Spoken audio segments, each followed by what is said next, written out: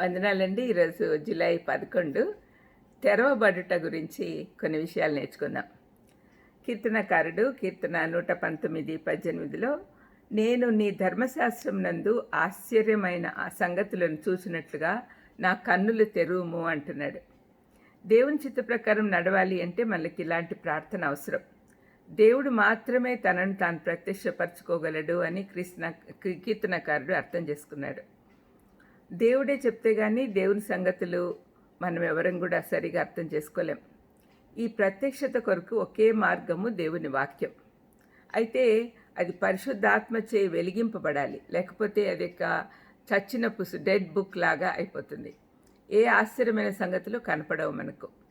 విశ్వాసులమైన మనము ఎల్లవేళను నేర్చుకునే వారంగానే ఉంటాం.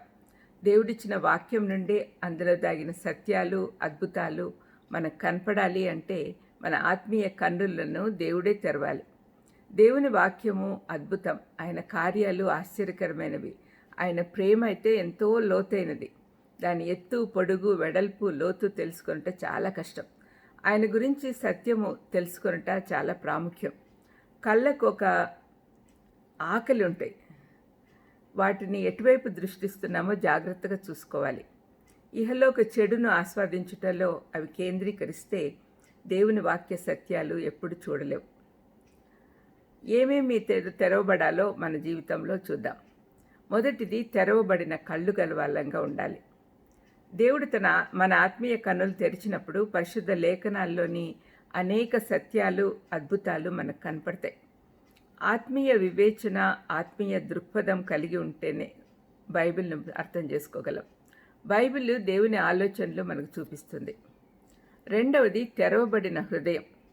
దేవుని సలహాలు విని వాటి చొప్పున నడుచుకోవాలి అంటే మన హృదయము దేవుడు తెరవాలి. అంటే హృదయము కఠినపరచబడి ఉండకూడదు, మొండితనము, తిరుగుబాటుతనము ఉండకూడదు, కానీ విధేయతతో నిండి ఉండాలి. మన ఉద్దేశము, గమ్యము విధేయత, నిబద్ధత, సమర్పణతో కూడినదై ఉండాలి. మూడవది, తెరవబడిన మనస్సు. దేవుని వాక్యం కానీ దేవుని కానీ సమీపించినప్పుడు తెరవబడిన మనసు కలిగి ఉండాలి. సరిగ్గా అర్థం చేసుకోవాలి. మనసులో ఏదైనా చెడు అభిప్రాయం ఉంటే అది తొలగించుకోవాలనే నిర్ణయం తీసుకోవాలి. ఎందుకంటే అంతకుముందు మనం ఏమేమో విని ఉంటాం. అవన్నీ చెరిపేసుకొని నూతనంగా మనం దేవుని సన్నిధికి వెళ్ళి ఆయన నేర్పించడానికి మనం సిద్ధపడితే, మనం హృదయాలను తెరిస్తే, మన మనస్సులను తెరిస్తే దేవుడు దాన్ని నింపుతాడు. మనకి ఇంతకుముందున్న ఆలోచనలతోనే ఉంటామనే మొండితనంతో కాకుండా దృక్పథం మార్చుకునే ఉద్దేశం కలిగి ఉండాలి. మనకు ముందున్న ఆలోచనలు, తలంపులు, జవాబులు అన్నీ తప్పులే కాబట్టి కొత్తవి నేర్చుకోవాలన్న తగ్గింపు స్వభావం మనకు కలిగి ఉండాలి. నాలుగవది, తెరవబడిన చేతులు. యేసుప్రభు యొక్క శిష్యులు ఎప్పుడు గుప్పిలు విప్పాలి.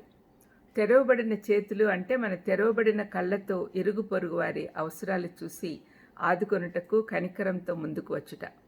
తెరవబడిన బాహువులతో ఇతరులను, శత్రువులను కూడా హత్తుకొనుట. ద్వేషము, శత్రుత్వము, చేదు, ద్వంద్వ వైఖరి, కుత్సితము, స్వలాభ అపేక్ష, ఇలాంటివన్నిటినీ దేవుని ప్రేమ అధిగమిస్తుంది. పిడికిలు బిగించి ఎదుటివారిని గుద్దడం, దానికి వ్యతిరేక పదము గుప్పిలి విప్పుట. తోటి విశ్వాసులతో సహవాసం చేయటంలోనూ సార్వత్రిక సంఘానికి సాయపడుటలో తెరవబడిన చేతులు కావాలి.